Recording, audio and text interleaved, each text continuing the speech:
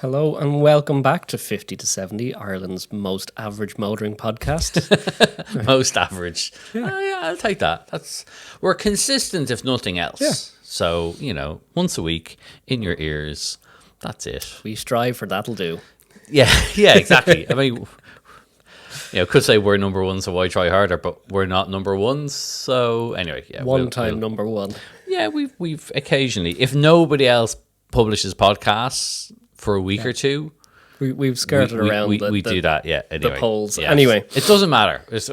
Look, we don't get a medal for being the most downloaded podcast in a certain week, so fuck it, who cares? Anyway. How are you? I'm fantastic. You over your Twingo disaster?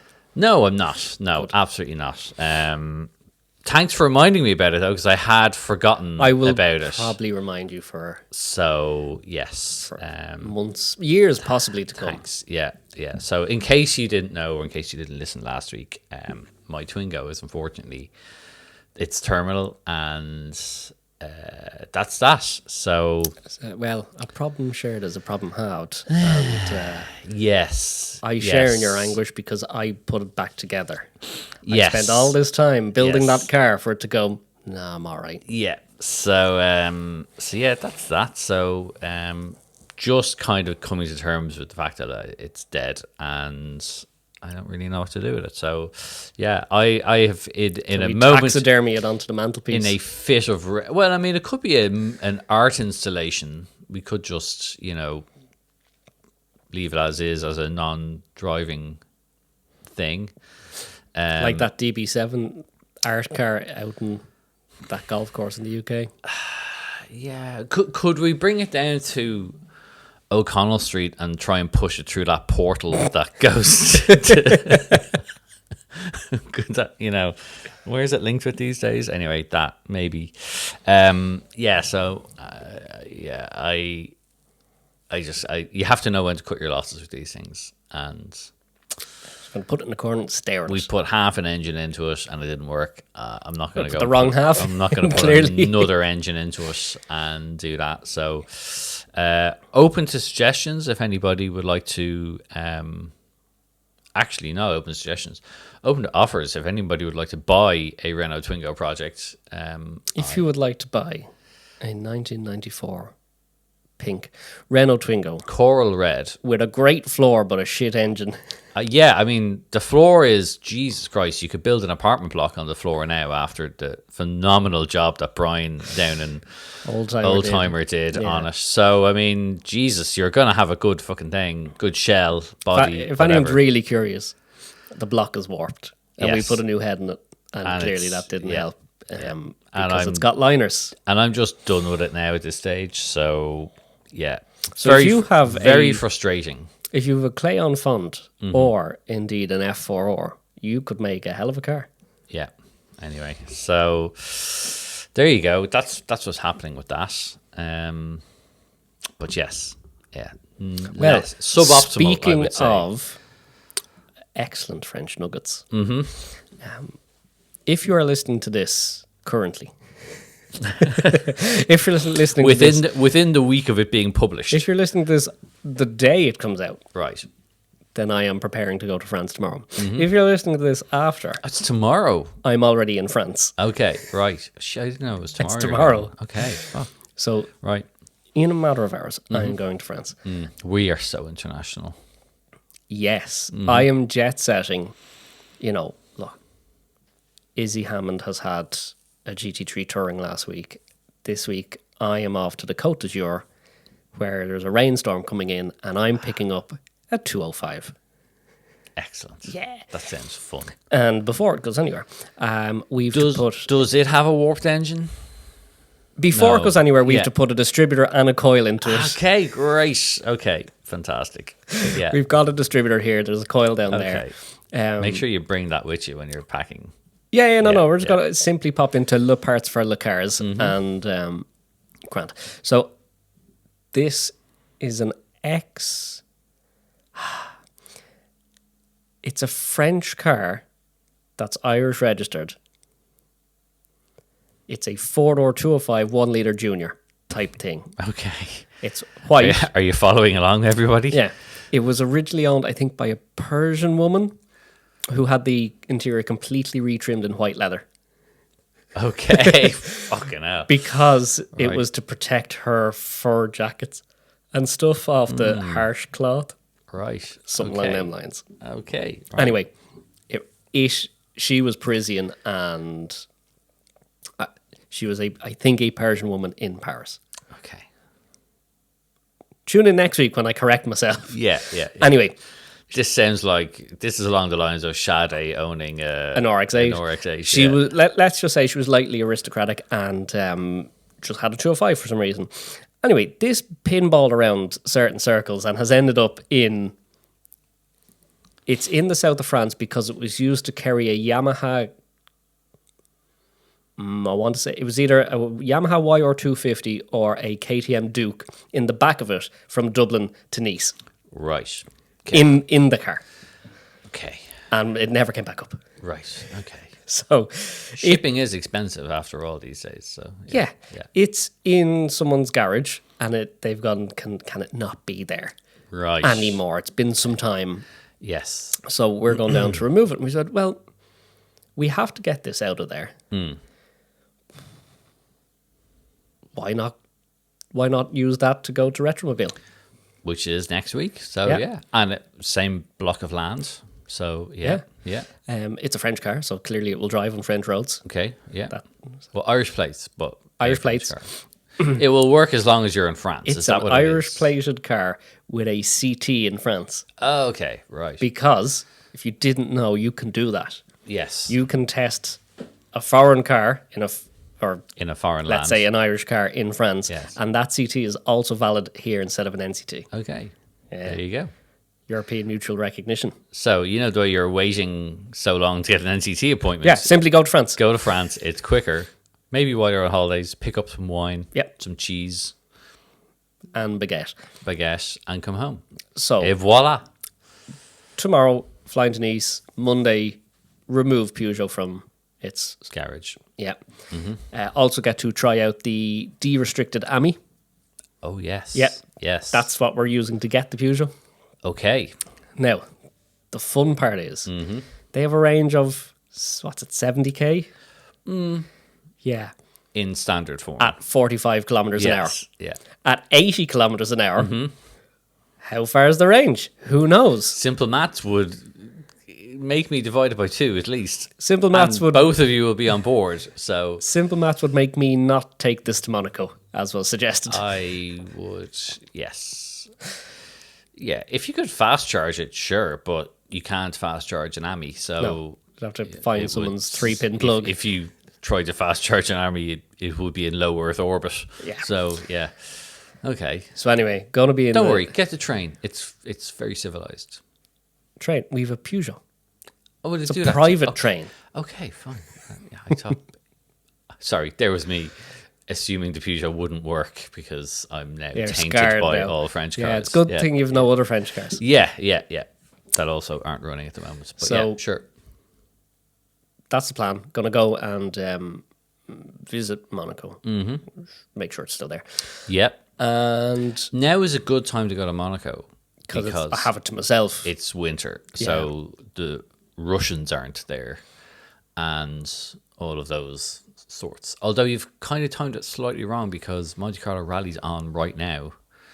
Join in. That would be a bit late to get an entry in an AMI, but 205. yeah, Yeah. okay. Anyway, so yes, Anyway, a good week ahead. So you're going to get this running, and then ideally. the a good plan week ahead, is yeah. you're going to go to Retromobile with me. Now, I'm not taking that. I'm taking a more circuitous route because I've got to go to Porto We are, first. we being myself and Kieran, The doctor. friend of the show. Yes. Too busy to come on the show. Not too busy Well, to skirt around France. You say the doctor. If your cars are involved, it's the mortician. Yes. Thank you for So- reminding me of that. Yeah. We are going getting this Peugeot, and then we were going to drive the whole way. We were going to road trip all the way to Paris.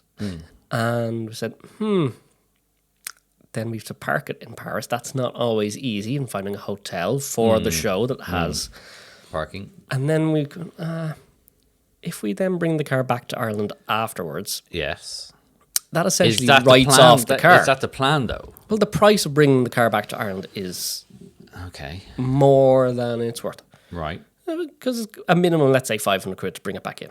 Mm-hmm. Varies, yada, yada. Doesn't matter which way you go, just is. So we had a brilliant idea. What I if we... love when you have a brilliant idea, it normally turns out not to be that brilliant. This is but just I'm willing to lateral hear thinking this. at its best. Right, okay. 4D chess here you're playing. What if we don't bring the car home? Mm-hmm. What if we leave the car in France and we visit it again in a couple of months and bring it somewhere else and leave it there? You know, it's been on our bucket list that we need to visit a couple of different museums like Sinsheim and Speyer in Germany, and I've never been to the Porsche Museum.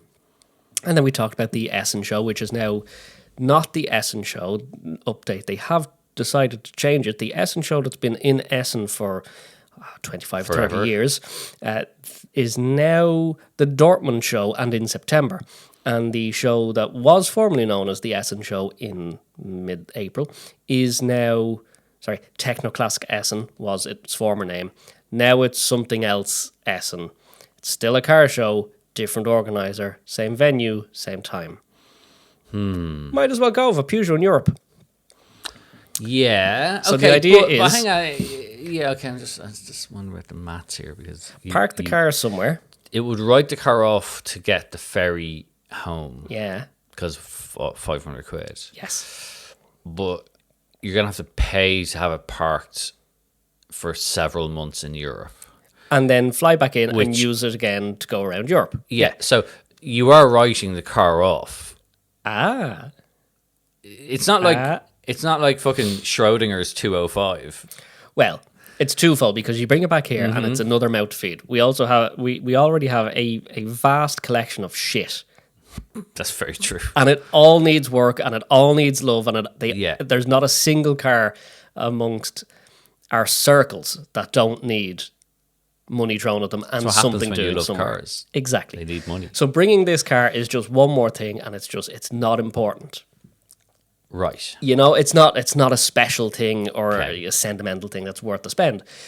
Well, it's French. Like, it could just live in the street. Like, it's not a particularly, standoutish car. In many parts of France, that's just someone's car. So this got the ball rolling. And the car is living in Lyon Airport. Right. Now, you, friend of Dublin Airport, Yes. close buddies, Debatable, but yeah, go on. overnight parking in Dublin Airport is roughly a limb. Oh, yeah. It's a day in short term is 40 or 45 quid for a day.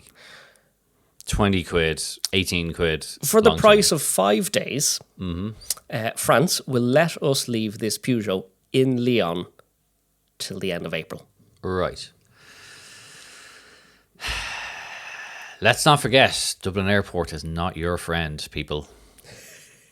It is €212 Yeah. until the end of April. Yeah. It would be €212 till the end of next week in Dublin Airport, because Dublin Airport are utter, I won't say it. And this isn't me doing the maths and being like, oh, it's X per day. This is me booking it ahead of time as that's my exit date. And okay. so there's Monsieur is leaving his voiture here for 12 months. A long holiday. Yeah. Yeah. He is simply doing business elsewhere. So that's the plan. We're going to drive from Nice to Lyon, Okay. park the car, take the steering wheel off, probably. Really? Oh, what more anti-theft deterrent do you need than, oh, I can't steer this? It's not like it's got an airbag. It's like a 21mm nut and a good pull. Okay. Yeah. Go on. Then, this is a wild idea. Okay. We are at the God. airport in Lyon. With a steering wheel. How do you think we're going to get to Paris?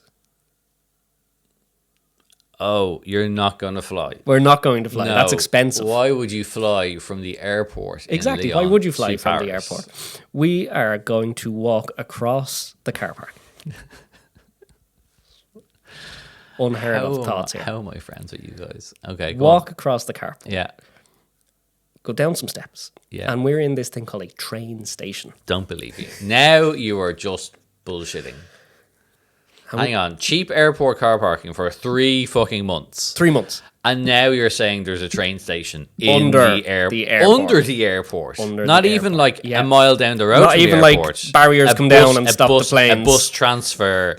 It's in the same It's in the airport. same site. Okay. And we're not getting a peasant train.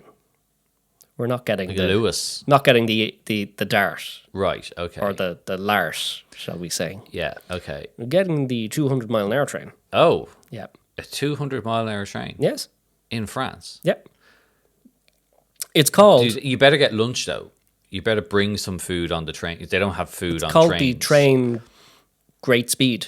Yeah, but they don't have food on trains, so you better make sure. Now you see, no, the ticket includes a welcome meal. A welcome meal. Yes. Like in the station or No, on the train. On the train. On the- Food. A welcome Food meal. on the train. Yes. And in 1 gonna hour have to and introduce. We're gonna 55 have minutes, to introduce dope testing here because there's clearly you're on drugs of some kind. an hour and 55 minutes later, we will arrive into Paris. From Lyon. From Lyon. Lyon is in the middle of France. Lyon is next to Switzerland. Yes, I'm aware. Yes. It's practically a 1 country hour, away. 55 minutes. That's less than 2 hours. That's less than flying to Paris or Yes. to France. And you must be thinking, I know, and you at home also thinking, God, He's lost. these his are mind. millionaires and they're Ballers. not even slightly in touch with the This is common the man. Baller podcast. Sorry, I have to come clean. You don't get a welcome meal. Oh. I have splashed out Oh. because I've gone for business class. Oh my God. Business class. I have upped it You will be turning left on the train. from €38 My God. for peasant class Yes. to €45 for business class My God. on the quick one. Check Wow. us. My God. I'm going to get into Paris and I'm going to go and get a comfortable night's sleep. And then the next morning, you're going to arrive. Yes. Yes. I've got to go to Porto first to drive a prototype car, which I think at the moment I can't talk about just yet, but all will be revealed. And then I will be flying to join you in Paris. Now, I will be back because of the unique way in which my travel arrangements have been set up. I will be actually going back to Dublin from Porto and then the following day going to Paris. Now, I will have to go to Dublin Airport. By horse? I've organised my own transport to Okay. get to Dublin Airport. And I will be paying for several days parking, which I haven't booked it yet, but I think it's probably going to run me around about €120. You'd be as And- good to leave your car there and buy another one to go home in. And then I will be on a plane that I will have to pay extra to eat on. And then in the same seat, the same amount of time. So it's not like I will get there any faster by paying more.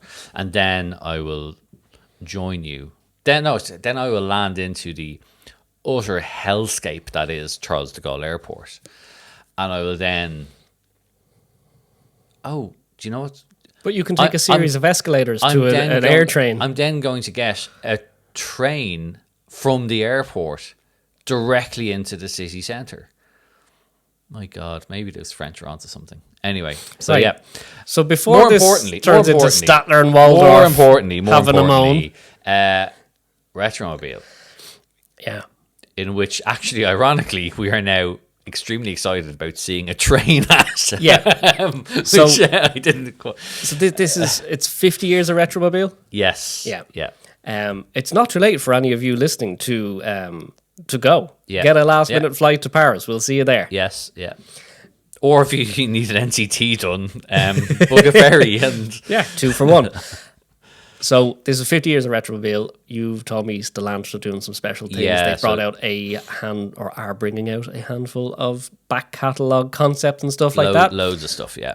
It is also, there's a Bugatti kind of thing. Is it 20 years of the Veyron? Veyron is 20 years old, which, can we talk about this? In one moment Okay. we can. Sorry, I'm very excited about this. But yes, the most excited we are for anything there is a train. Not just any train. It is the only remaining Bugatti train. Hang on. What? Yes. So apparently, it's sometime in the Art Deco era. The best era. Let's be honest. Thin cigarettes for everyone. Bugatti made a series of train coaches. And these are magnificent Art Deco pieces. They just look wonderful. They've got these huge headlamps on them that just give it this real kind of surprised face. And it's got a little kind of cabin for the driver. They are so stylish, as you would expect from Bugatti, because Bugatti has always been like, before absolutely. they made the fastest car, they were the preserve of the elite. Yes, have you seen a 41 Royale, an Atlantique? They were opulent. Anyway, apparently they made trains. This was news to me. The only one left, last night it arrived into the hall. I've been following this for a couple of days. Incredible. It's been on the back of a Globetrotter across France, and it's going to be there. It just looks so cool. It's huge, brilliant, very, very pretty. It's kind of maroony colour on the bottom. And yeah, for some reason, I'm not even a big train fella. You're not going to get all Francis Bourgeois on us. It's just in general, couldn't care less. But this is just a really cool looking thing. So I get it. Yeah. I mean, anything Art Deco immediately gets my attention. Of course, So, I'm also excited for whatever model cars might be there. yes, that's true. Which you will be able to fill your car up with. No, I won't, because my car will be Oh yeah, cool. a mere 2 hours away at the other side of the country. Yeah, sorry, yes. It's got to be, Anyway, let's get back to this Veyron thing. So Veyron's 20 years old. But Bugatti have done something very, very cool. They have. Which, to be fair to them, right, they could have absolutely milked this. Yeah. Because the Veyron, so in case you didn't know, obviously the Veyron is the car that effectively restarted Bugatti all those years ago, 20 years ago. And yeah, it was like a bookmark car for Bugatti has held many passports. Yes. It was French originally, a Tory Bugatti. He founded it. I want to say in the 30s. I once did a school project on this, but it's a long time since I've been in school. In the 90s, it was then owned by, was it a Russian businessman? Roman Artioli. But it was Italian-based. Yes. And they made, of course, the EB110 EB110, and the EB110 SS. Then they went out of business. Dower bought all the remaining ones, EB110 SSs, and you got the EB110 Dower. Yes. And then nothing Which was happened. kind of like a continuation of sorts. It was, They kind of like, they finished but the they run. turned the turbos up Yes. a bit more. That had a 3.5 litre quad turbo V12. Everyone kind of gets hung up on the quad turbos of the Veyron, but if you didn't know, the EB110 had quad turbos too. Yeah. And they had these fantastic throttle actuators that you could watch through the glass engine cover and just watch them and just to get the do-do-do-do-do. Brilliant. Anyway, in the 2000s, Volkswagen Group had then acquired Bugatti. So now it had been French, Italian, and now German, technically, but actually still headquartered in France. Yes, in Multheim. Yeah. And they said, think we'll just make the fastest car in the world. Why would they make the fastest car in the world? At the moment, this was when Volkswagen was basically being ruled by one Ferdinand Piech, who was a phenomenal engineer and very much he did certainly have, I mean, I came across him a couple of times I hope you said sorry. And and he did sort of have the aura of one of those like dark Sith lords from Star Wars. Tonight we steal the moon. But he was a phenomenal engineer, and he was just like, in the best possible way, bonkers. Yeah. And I've told you some of the stories that I actually can't repeat here for fear of death, but we chat about him very lightly when we did that thing on the Nardo and the Phaeton. Yeah. But he was very much like wanted to make Volkswagen this superpower, and part of that was this. And so he commissioned this whole Veyron thing to be basically fastest car in the world. Didn't it at the same time as the XL1, which was Volkswagen's most fuel efficient car in the world? Didn't the Veyron, while there was an EB112 concept car and stuff like that, and blah blah blah, there was some concepts after Italian Bugatti had died, but wasn't PX initial idea for the fast car was to be the Bentley Hyundaris? I have butchered that pronunciation, but the area in which the Le Mans Straight is. Yes, yeah. I think that was the initial plan, and then they decided, no, we'll build the Continental GT as the Bentley thing and keep the luxury, and we'll go Bugatti for the fast car. Yes, yeah. I think that might be roughly from the nerd files. That was, yeah. I'm not, Honodiers, I think. But anyway, yes. You could, if you look up, you can actually very much see where it came from. Yeah. Where the idea came from. Quite a striking concept car. At the time, fast car in the world was the McLaren F1, which, as we know, very light, lots of carbon, 3 seats, not many frills. How light could you get the Kenwood stereo? All that. Yeah. The Veyron, chunker. Yes. 2 tons. Yes. And it had to be, the F1 was quite a driver-focused car. Part of the remit for the Veyron was that PX said, I have to be able to drive, this has to be the fastest car in the world, and I have to be able to drive to the opera with my wife in it. In other words, in extreme comfort and calmness. So that it had a broad operating scope in which this had to exist. And they really did it.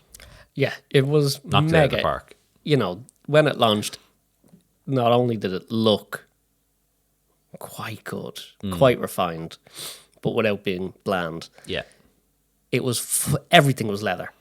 Yeah, there was no fixed like back buckets, carbon, nothing like that. Stripped out roll cages, none of that sort of stuff. It was all leather. If you've never seen the vents in a Veyron, they're fantastic. So obviously you've got the Bugatti horseshoe on the front, and that was mirrored on the center console. So the whole center stack was a kind of slightly stylized horseshoe, and you had the controls down the center. And all of the interior switchgear, I think, was magnesium. But there was this metal outline of the horseshoe around the center stack that was just a few millimeters thick, and that had an opening that was the air vents. There was no properly visible. It was just so well done. And it did 252 miles an hour. Yeah. And everyone remembers the Top Gear stats. 8 litres, W16, quad turbos, 10 radiators, 1,001 horsepower. It was, we all remember that. That really was, it kind of was the original modern hypercar.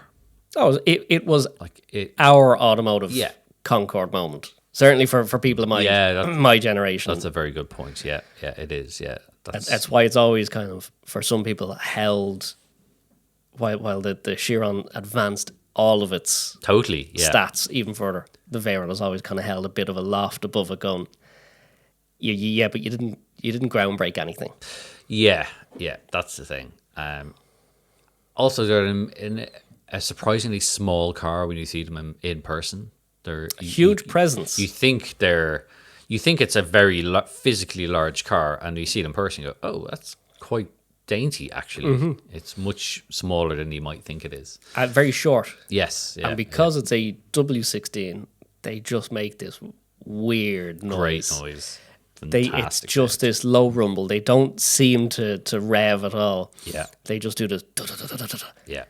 And all that happens is you put the foot down and that just gets lightly louder and the car is very far away. Yeah. There's no VTEC, yo. No, it's so subdued, everything about it. And yeah, that it's always going to be that special car. Because it was always the one that broke all the records and, you know. Yeah. It's Anyway, said new. Yeah. Amazingly, it's 20 years old, it's off to college. And they've made a... Birthday. They've given it a birthday. So Bugatti. So Bugatti now, obviously, it's now being run by Mate Rimac, and it's part of all that. But they have this kind of thing. It's called Program Solitaire, which is basically like, we'll make your dream car for you. You know, so think one-offs, all that kind of stuff. They've already done one. They showed it at Pebble Beach last year. And this is kind of the next one, and it's called the FKB Homage, which, of course, if you don't know your cars, is the Professor Dr. Ferdinand Karl Piëch. It's where the FKP comes from. And it is basically a reinterpretation of that original red and black two-tone Veyron. The launch car. The launch car. Now, this is basically a Chiron that has been completely rebodied. And it looks really fucking good. It looks really, really good. You look at it, you go, it is, oh no, it's not a Veyron, but it is a Veyron. It is. They've not like, oh, we took inspiration from. They have literally, it's like, if the Veyron came out today, this is how it would look. This car is, there's no other way to put it than when you look at a friend and then you meet their parents and you go, oh, they've that and they've that from them and that from them. Yeah. This is, you look at the Chiron and the Veyron and you go, oh, that's where they've came together. So that the headlights are in the Veyron style, but they're the size of a Chiron headlight. Yes. You know, and the taillights are enlarged from the original Veyron. It's just... It's so cool. It's cool. I don't like it more than like a Veyron. Yeah, I think I like it. It is an homage. It's not cooler. Yeah. It's very, very, very cool that they've done it. Oh, yeah. Yeah. And my favourite part by far is... Now, Bugatti do kind of... it. Newsflash. They cater to millionaires. Mm-hmm. But they've been usually very good at their limited stuff. You know, they make 3, 5... Yeah. 1 or 2, you know. They're not Ferrari. We have a limited run of 250, but you might find 500. Yeah. This is 1. They're making 1. That's it. That's it. Yeah. And I think that's just deadly because they could so easily do a run of 5 in all of the different launch colours. They could have run 20 because it's the 20th anniversary, and they probably would have sold 20 of them. They've done 1. And that's what I like that they've just gone, no, that's it. Now, the thing is, making all of those bits for this car, for one car, holy financial lunacy. I can only imagine what this thing cost. Like, extremely expensive. 8 million.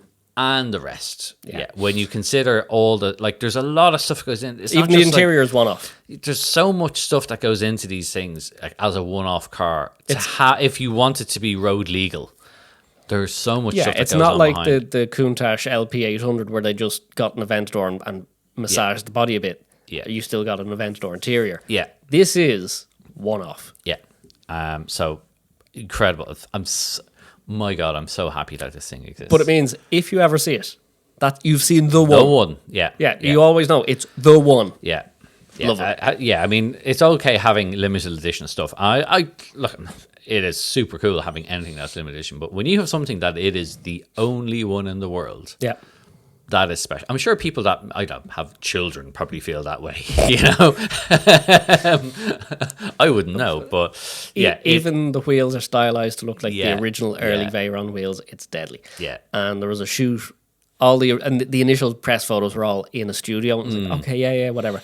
Then there was a shoot of it on the road with a matching Veyron, and it was just the coolest. Yeah. It's super cool. Yeah, so very, very bravo, very Bugatti heavy now. Anyway, before we move on, This week, as ever, we're brought to you by Traffy Coffee. You know we love coffee. I love coffee. You're not so much into coffee, but we're going to get you there one of these days. Anyway, if you like coffee and you happen to be in Dublin, guess what? Traffy have a load of places that you can go and get coffee, such as Clancy Quay in Island Bridge, 5 Points in Terranure. There's Gertrude and Grand Canal Dock. Great brunch in there, by the way. Grand Canal Street, which is kind of like the OG, really. You've IFSC on Mayor Square, North Wall in Dublin. There's Phibsborough on the North Circular Road. And there's Triangle and Ranelagh. Not to mention 50 to 70s home of homes in Sussex Terrace. But don't worry, if you can't get to any of those or you live abroad, you can buy all their stuff online. And they even have a very niche subscription service. If you want to buy it as a present for somebody, you can gift them a prepaid subscription between 6 and 12 months. Basically, they'll get a coffee bag of beans sent to them every month. Or you can also take out a recurring pay-as-you-go subscription. So lots of great options. Go over to trefe.com to find out more and check out their merchandise, including Trefe Overlord Colin Harmon's new book, which is What I Know About Growing a Coffee Business. It's the follow-up to What I Know About Running Coffee Shops. So there you go. If you too want to be someday a coffee overlord, you need to have those in your cart. Anyway, let's get back to this podcast. Right. Yes. Story time. Story time. If I was to tell you about the Vixen 21, not a username.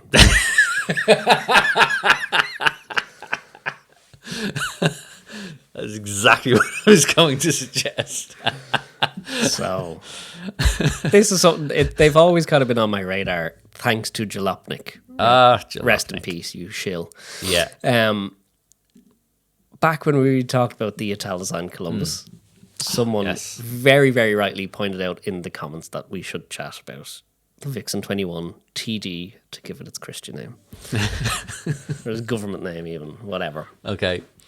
So, the Vixen 21 TD is, or was designed to be, the enthusiast's RV. Okay. And not an RV enthusiast, a car enthusiast's RV. Okay. It's manual and rear-wheel drive. What? Yeah. So an RV being a enormous, oversized American motorhome. Right. Let's rewind slightly. Yeah, yeah. For those that are going, what the fuck's he on about? The Vixen 21 TD was designed and built to compete against 80s. Sorry, I should go without saying. Whoa, hang on. Was designed to compete against the, as you would be very familiar with from TVs, movies, the GMC RV. Okay. Just think of 80s RV, it's the GMC. Okay. There was one. Yeah. Right. Anyway, this was, kind of the fellas at Vixen went, yeah, we can do a bit better than that. What if it fit in a normal garage? Okay. So. Because RVs are not small. Yeah, not subtle, quite big, have to live outside, HOAs go mental. Right. Yeah, that type of thing. Yeah. So I want to get you the exact the dimensions, because it's got quite a funny stance to it. It's a bit like a cross between a monorail and one of them very, very flat buses that takes you from the plane. Okay. I'm going to show you a picture because I can. Oh, yeah. Well, okay, yeah. I've seen this. But it is... Okay, go on. 6 foot high. Okay. I would have thought that was actually taller than 6 foot. It's 6 foot high. It's 21 feet long and it's bang on the nose 7 feet wide. That is a unit.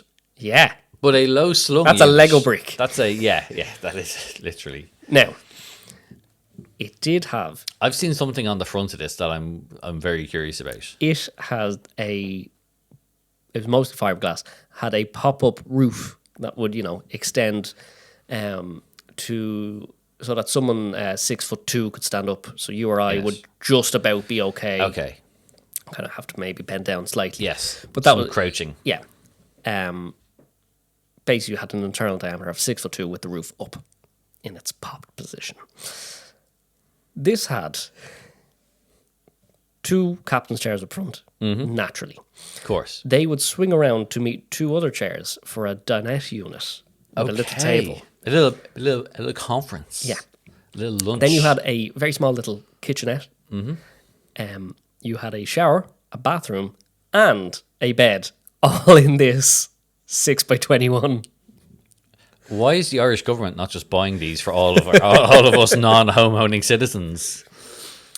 Why? Because they didn't sell any. Oh. So they sold. Sorry, Vixen was the company. Vixen was the company. Like the brand. Okay. Yeah. Right. And why? It was the Vixen Motor Company. Okay. Fully, you know. Okay. Yes. Yeah. But they built 3 versions. Basically, that was the initial one. Okay. And it didn't really sell. It sold 300. No one bought this. Like, no one bought this. In the land of RVs and motorhomes, that's not a big very number. Small. Okay. And so they went, okay, well, what can we do? And so they changed it. They revamped it once and gave it a petrol engine. The initial was diesel. And we'll circle back around to this. And that sold a handful. And then they went, this just isn't working. Right. And so they removed the dinette unit and they gave it seating for up to 9 people and called it the Vixen 21 Limo. 9 people? Yeah. Right, okay. But in total, across all 3 models, 300 being the initial 21 TD, they made 587. Okay. This was not a business success. Now, I've seen them on YouTube being like pulled from shrubbery and okay. You know, going to be rebuilt and stuff like that. So, I've already said, rear-wheel drive, manual. Yeah. For an American vehicle, oddly, it was also diesel. Yeah, that's and a weird... Its power plant is what led it to have often a misnomer of this badge on the front. It was powered by a BMW M21 turbo diesel. Right. A 118 horsepower turbo diesel. Okay. Which, kind of a precursor to what's in my Range Rover and stuff like that. It was essentially used in the E30 in both a non-turbo and turbocharged form. And it used the gearbox from a DeLorean. That Jesus kind of Christ. transaxle gearbox from a DeLorean. Okay, right. Yeah, it's like a hodgepodge of how weird can we go. This is, yeah. So this BMW power plant sometimes led people to either call it a BMW Vixen or put BMW roundels or kidney grills on the front of them. Okay. But it was never a BMW product. It was They did not authorize this. They just supplied the engines. Sold them some engines. That was it. Okay. So I was always a bit confused as to where the link between those two because happened. they even when they're advertised, they're often sometimes called a BMW Vixen. I guess because in the hope Vixen that doesn't that's- sound like the name. Okay, yes, yeah. And attaching the BMW name to anything will probably add some sort of value to it. But these are phenomenally weird.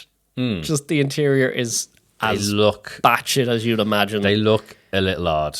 I'll give it that. They look kind of cool. Oh, yeah. They look deadly in an 80s. In as cool as like an RV can look, you know. Yeah.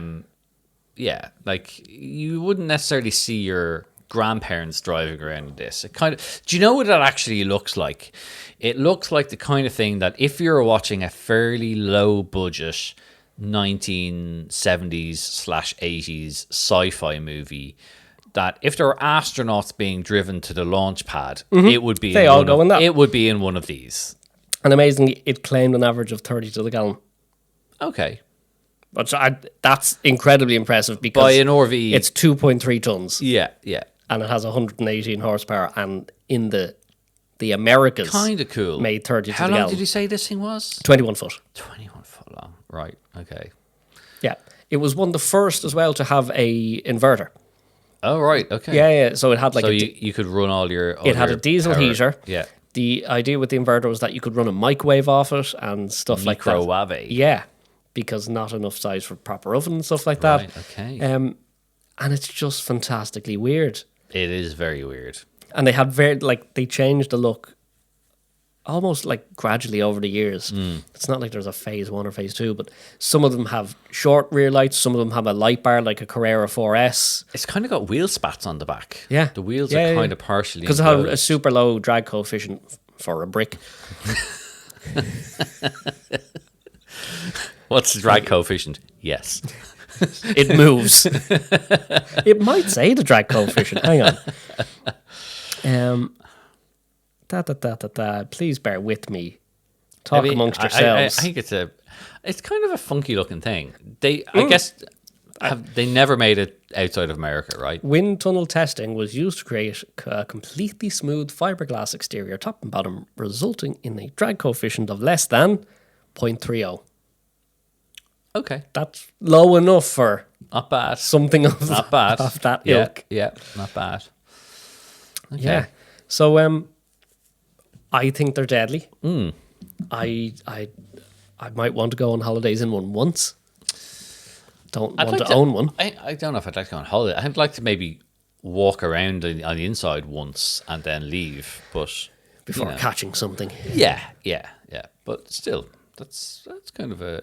So, any in Europe? Not that I know of. Even of the 587 that they built, from what I've seen online, a lot of them just got thrown to the side at some stage. Scrapped. Yeah, there's a following for that. I'm just following for everything. But I've seen a lot of restos of them. Catholic Church, there you go. People will follow anything. Anyway, but yeah. Okay. Right. Interesting. So Formula One this week is kicking off. I know you're not a... We don't talk about sports on here, and for good reason. Yeah. But I totally sports inept, but bear with us for this. So you might learn something. So the only thing is, right, this year, a lot of change in Formula One. So there's a lot of technical regulation changes. And that means stuff like they've got new engines, they've got, they're still kind of hybrid, but they now have a 50-50 split between the combustion and electric power. They've gotten rid of some other things in the cars. And they've also gotten a much bigger boost from that electric power, as well as the fact that they're going to run on 100% sustainable fuels. The last bit is probably less important, really. But what it means is they've really tried to change everything in the hope of making it more exciting. And I think they might actually have, well, we don't know yet, but so far it looks good. So this week we've had a few of the cars unveiled. They look very different compared to the cars looked last year. They're smaller, they're thinner, they're a bit lighter, they sound better. So, and there's also a lot of changes that have happened in terms of some people have moved around. There's new teams. There's two new teams. Now, one of them isn't really a new team, it's a rebrand, which is Audi. So Audi were the Sauber team, which was once the BMW team, which was previously the Sauber team. Anyway, it's now Audi. So that car may be the one that has the most chronic understeer this year of all the Formula One cars. That one is it's the only one to have full beams. Yeah. yeah. That one will probably be very good at slipstreaming because Everyone it will be up everyone's fucking hole. Yeah, everyone has DRS that has flash to pass. Yeah. Does it have OLED crystal displays instead of dials? And it's got all the bodywork have that chrome seal around it, so the chrome strips. When the driver walks up to it, it does a light display. Yeah, all that. Yeah, exactly. Yeah.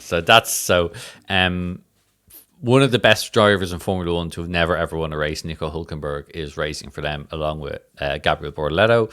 So that's one of the technically new teams. The other new team is Cadillac. Hell yeah, brother. Hell yeah. So Cadillac are going in, partly they're like a Ferrari customer, so they've got a Ferrari engine and stuff they're not making everything themselves. So it's not a small block Chevy. It's not. So all the 1.6 turbos and then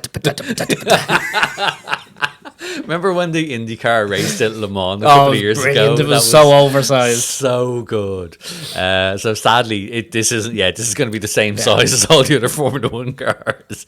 Scrutineers wondering how there's a General Lee horn in it.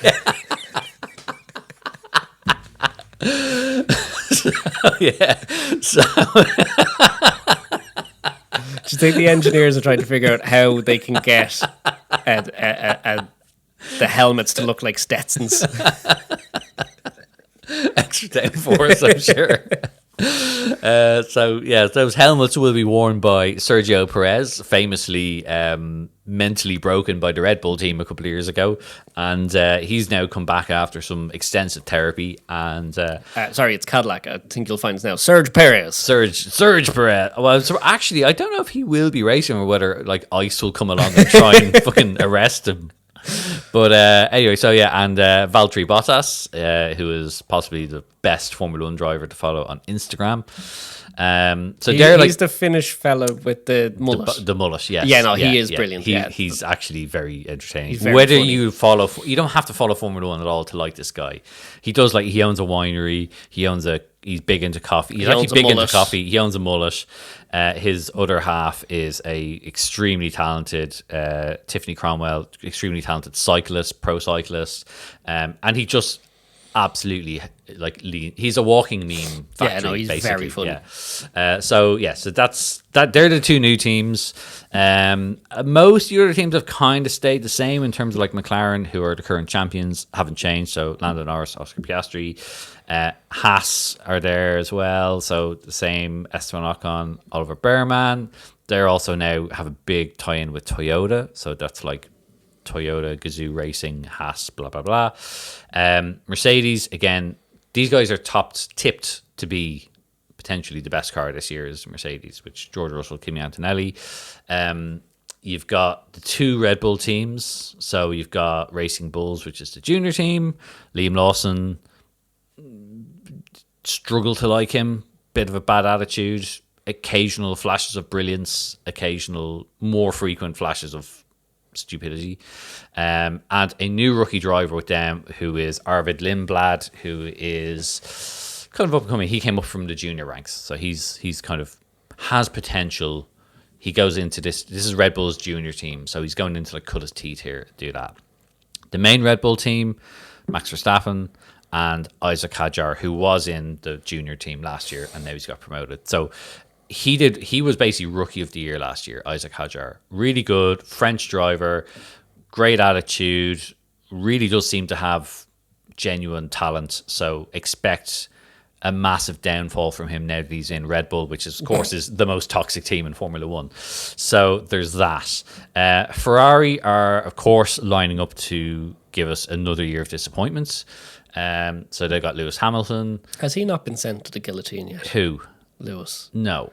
I thought they all hate him inside Ferrari. No. I think they like him mostly, but they don't like that he's not being super successful. But also, Ferrari are like, they shoot both of their feet off all the time. It's like, no. We're not going to listen to this 8-time Formula One world champion and arguably the greatest Formula One driver of all time. We're not going to listen to him. We're going to just do our thing because we haven't won a championship in about 20 years. So we're not going to listen to him who, he won't know. So again, it's a Ferrari thing. And Charles Leclerc, again, who has been with Ferrari for a very long time. And again, much like Isaac Hadjar is, he's been basically emotionally broken. Like Ferrari destroy all the great drivers. So like Kimi Räikkönen went there. The last Formula One driver to win a world championship was Kimi Räikkönen way back in the early 2000s. Since then, they've had Fernando Alonso, one of the most phenomenal drivers of the modern era, went there, a 2-time world champion, went there, never won a championship. They just destroyed him. They broke him. You've had Sebastian Vettel, 4-time in a row world champion with Red Bull. Incredible driver, went to Ferrari, never won another championship, retired. You can see there's a pattern going on here that just, Carlos Sainz, very, very good driver, went to Ferrari, started to do really, really well. They got rid of him. They sacked him in place of Lewis Hamilton. He did better this year in Williams, which is arguably one of the worst cars than Lewis did in the Ferrari. Anyway, you can see what's happening here. That's what Ferrari do. Interestingly, the funniest thing is they've made their car look quite retro, the Ferrari thing. So it's got a big white panel on the roof. And they've got massive sponsorship from HP. the computer company Hewlett Packard, and HP have a blue and white logo, Which used to sponsor, full circle, BMW. There you go. I only know that because Ralph Schumacher used to race for BMW. So, weirdly, and this tells you a lot about a lot of modern day Formula One fans. That's the thing they're most upset about. That it has this blue logo on it. That's quite large. Why is it people are literally going, why is the HP logo so big? I don't know. Maybe because HP are giving them so much fucking money to put it there. Anyway, so that's what's happening with those. Aston Martin continue to waste a seat in Formula One by having Lance Stroll exist, because I think even Lance Stroll doesn't want to be a Formula One driver anymore, but his dad really wants him to be a Formula One driver and win. One day he'll give him a hug. And Fernando Alonso is also now about to turn 86 and is still racing for Aston Martin. But the big thing with Aston Martin is that they have, obviously, this is the first Adrian Newey car. So Adrian Newey, famous car designer, Formula One car. He's the most successful Formula One car designer. Yes. He is the Gordon Murray of Formula One cars, so to speak, if you want to think about it in that sense. Sure. He knows all the loopholes. He has designed more championship-winning Formula One cars than anybody else. And he basically was at Red Bull for years and years and years. And basically, Lawrence Stroll, who owns the Aston Martin team, owns Aston Martin, basically just gave him a blank check and said, come and design a car that, please, my son needs to be successful, please. Wouldn't it be great if Jerry McGovern just came in and said, I'm designing them now. Oh, yeah, Jerry McGovern. He'll put some fake vents on it, and that's it. So that's what's happening. So Aston Martin will be a team to watch. They also have a Honda engine this year, which originally was with Red Bull. Red Bull now have their own engine, but then they sold sponsorship to Ford. So it's a Ford engine, but it's basically a Red Bull engine with a sticker. And then you've got Alpine, who, have basically been terrible. So that's that. It was formerly the Renault team, and then they made it worse by rebranding it Alpine and failing to understand how to design race cars. And then, of course, you've Williams, same team, Alex Albon, Carlos Sainz. They're not going to have the shakedown test because their car's not ready. So already off to a pretty bad start for them. You're not selling me on any of this. Anyway, there you go. That's what's happening in Formula One. And we are almost up to an hour. Have we any questions, by the way? We did do Q&A. We'll do more in the next week. We did the Q&A, and it was intended for next week. But one person did ask a question that if we answer it next week, it's pointless. Oh, what's that? So, it is from Mr. Stets 77. The European Motor Show, worth a visit money? Oh, the one in Dublin? Yes. No, not at all. Yeah. No. No, I didn't.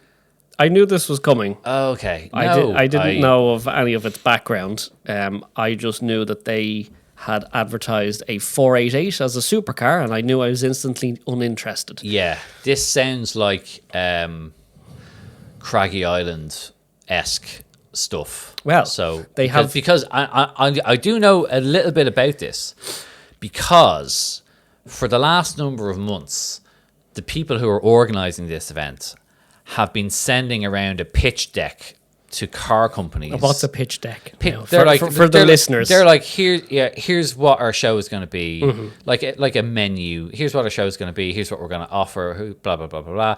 And they're going to have, here's what we're going to do, in the hope of enticing car companies to spend a lot of money to be a sponsor or get involved and all that kind of stuff. They actually used my face and my name in this as if I was somehow part of this organisation, which I am absolutely not. We all know you're loyal to involved at all. So that was quite surprising when it was brought to my attention that my name and personality was being used to help pitch this thing when they hadn't even talked to me about it. So, but apart from that, their main headline draw is that they're allegedly going to have former Red Bull team boss Christian Horner as a guest speaker.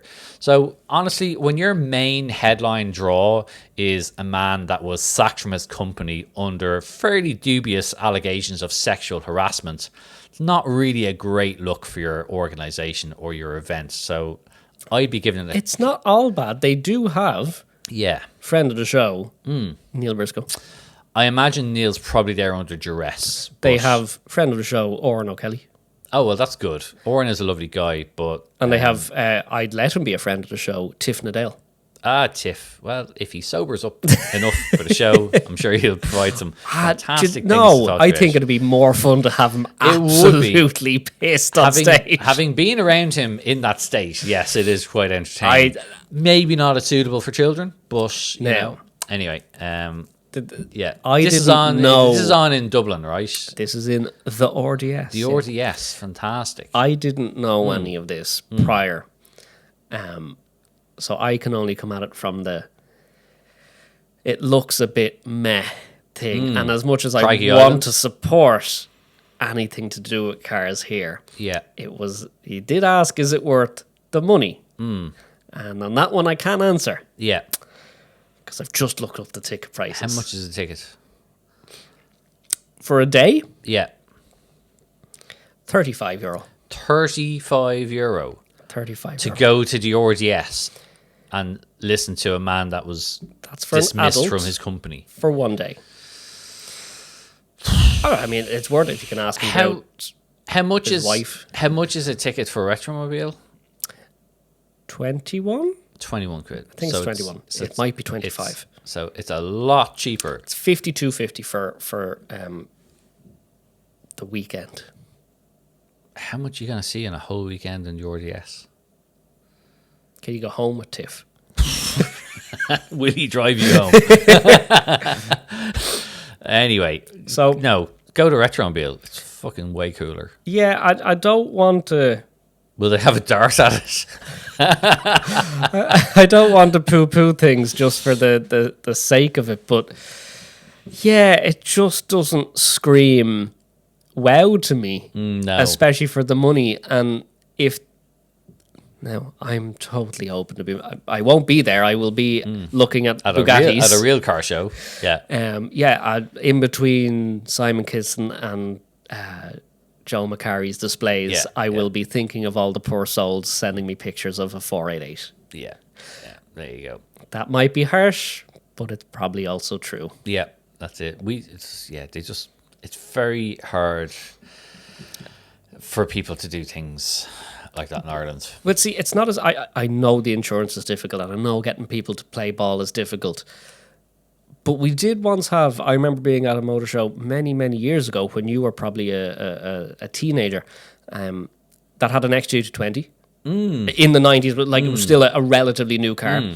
We then had stuff like the Phoenix Park motor races and stuff like that, where the Enzo and the Veyron went around on track. Pains me that event no longer happens. As I'm sure it also pains Neil Kavanagh as well. But yeah, we've discussed this before. We have the ability to do good stuff if we want to, and we seem to phone it in at every opportunity. Yeah, this event, from what I've looked at it, this hasn't even been phoned in.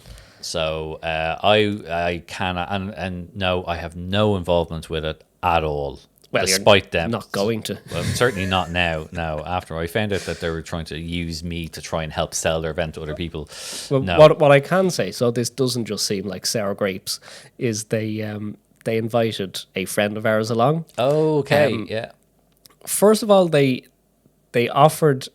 invited him to come along, but still implied he'd have to buy a ticket and spelled his name wrong. Oh, that's nice.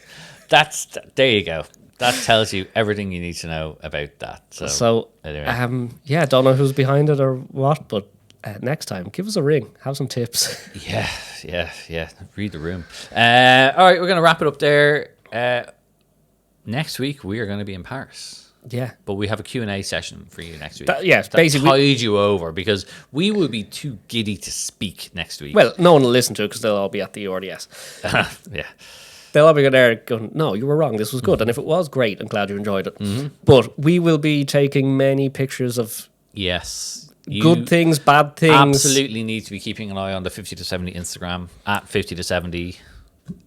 Do give a follow. We are ramping up the amount of followers that we have at the moment, thanks to your phenomenal social media skills. Yes, I am definitely on the ball. Yes. My finger on the pulse of social media. 100%. Anyway, we will be at Retromobile having hopefully a wonderful time, and you will all be following along and shouting abuse at us from the comments probably. Yes, and if you are going to be at Retromobile, please. Oh, yeah, send us Jesus, a DM. let us know. Send us a message. We'd love to meet up with We'll some tell more. you where to not get lunch. More. Oh, yeah. We've done all that. We know where is good and where is not good for food at Retromobile. So yeah, do check us out. We will be there. We'd love. We always love when we get to meet people. It was the same with Techno Classic Essen when we were there. We met Pork. We did. Who subsequently went on to be a guest of the show. Yep. With his Project Junior thing, which is still ongoing. Great stuff. Keep an eye on their Instagram as well. Tires are immaculate. As they should be. Yeah, he will be going around with a white glove, swiping the tires of any Porsche tractor that he sees or Lamborghini tractor that he sees there. Yeah, we will be back next week. As ever, do tell your friends about the show. Tell them to go and download it, subscribe it, follow it, all that stuff. We're on all the usual platforms: Spotify, Apple Podcasts. We're on some new ones as well. We're on Deezer. We're on a few other ones. So we've been adding all that to it. So yeah, you've no excuse. Go and listen to us. We'll see you next week. Bye-bye.